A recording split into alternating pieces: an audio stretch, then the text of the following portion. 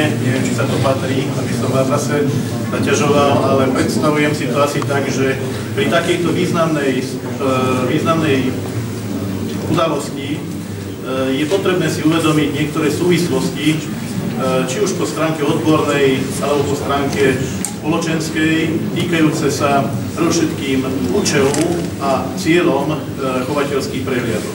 Ako povedal pán predseda, táto chovateľská prehliadka je jedna zhruba zo 60, ktoré sa organizujú v priebehu mesiaca marec na celom Slovensku. Je to jedno koliesko zo zložitého súkolia úspechov slovenského poľovníctva ako celku. Ak dovolíte, ja sa zameriam práve z tohto aspektu na uplynulý rok. Ak tu hodnotíme krásne trofeje, ktoré boli ulovené v priebehu uplynulej poľovníckej sezóny, to znamená predovšetkým v priebehu roku 2016 v krásnych poľovných revíroch Liptova, tak ten uplynulý rok bol veľmi významným aj pre prezentáciu slovenského poľovníctva na národnej úrovni, aj na medzinárodnej ako celku. Spomeniem len 3 také veľmi významné akcie, ktoré majú medzinárodný kontext a ktoré v podstate potvrdzujú medzinárodnú autoritu slovenského poľovníctva.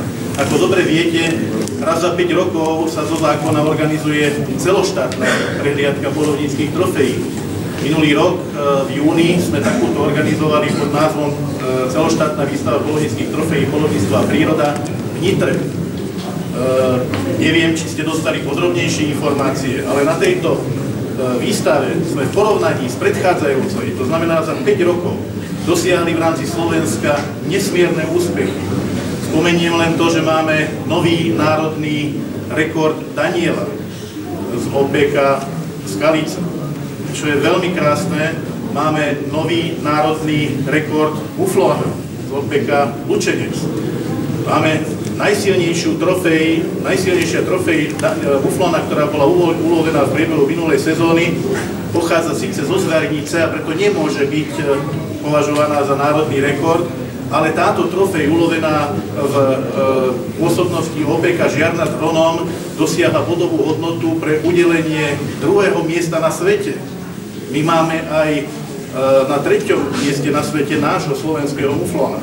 Okrem iného, čo sa týka jelenej zvery, takmer 10 jeleňov z necelých 100 dosiahlo trofej tzv. Významnej trofeje, čo je 230 a viac bodov CIC.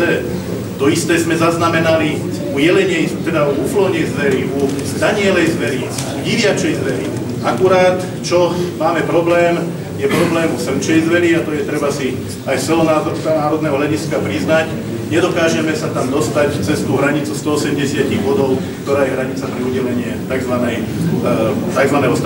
Statusu významnej poľovníckej trofeje.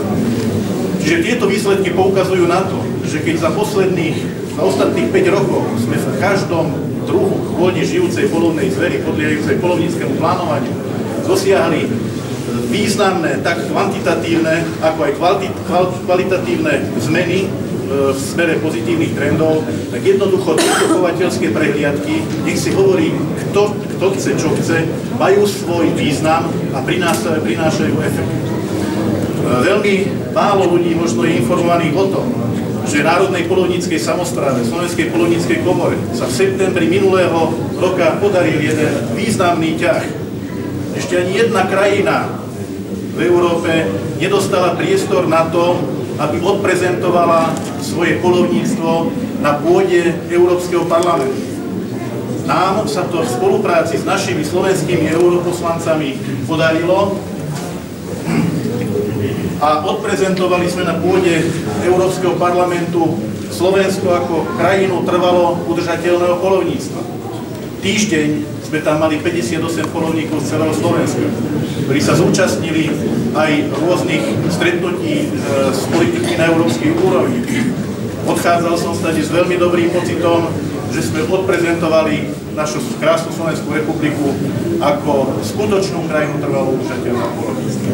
A úplne na záver, prednedávnom, pred pár týždňami, sme boli pozvaní Ministerstvom poľnohospodárstva a rozvoja vidieka Maďarskej republiky na výstavu, medzinárodnú výstavu poľovníctvo a rybárstvo, strelectvo do Budapešti. Asi poznáte, výstava Fehova. Dostali sme tam status čestného člena. Dostali sme k dispozícii výstavné plochy bez akejkoľvek náhrady alebo nároku na náhradu, aby sme mohli ako severný sused Maďarskej republiky, s ktorým Maďarsko významne spolupracuje v oblasti cezhraničnej spolupráce, aby sme mohli odprezentovať slovenské poľovníctvo aj na pôde tejto významnej medzinárodnej výstavy.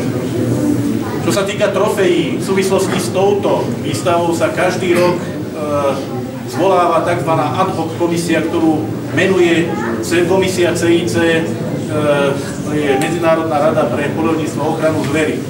Zhodou okolností som bol predsedom tejto komisie a na toto hodnotenie pri tejto príležitosti prichádzajú trofeje z Maďarska, z Česka, zo Slovenska, z Rumunska, ktoré boli ulovené v poslednom roku, to znamená predchádzajúcom 2016. Viete, čo vám poviem? Kým pred 10 rokmi sme sa len pozerali na tie silné rumunské a maďarské jelene a na tie silné maďarské daniele. Teraz, pri ostatnom hodnotení vo februári tohto roku 2007 sme skonštatovali, že Slovensko má suverénne najsilnejšie trofeje, napríklad u danielej zvery, ktoré boli ulovené v stredoeurópskom regióne za uplynulú sezónu. Myslím si, že tieto výsledky hovoria za všetko a že nás presvedčia o tom, že takéto chovateľské prehliadky a ten prístup, ktorý poľovníkov slovenských, ktorý je v podstate odzrkadlený na tomto DVDčku, má svoj zmysel, že sme tí, ktorí dokážeme zachovať trvalo udržateľné princípy existencie slovenského poľovníctva. A ja sa vám za to všetkým chcem úprimne poďakovať a popriať nám, aby sa nám v budúcnosti spoločne darilo všetky tieto základné zásady, piliere a kritériá zachovať, aby sme zachránili a dlhodobo zveľaďovali našu krásnu slovenskú poľovnícku prírodu. Ďakujem pekne.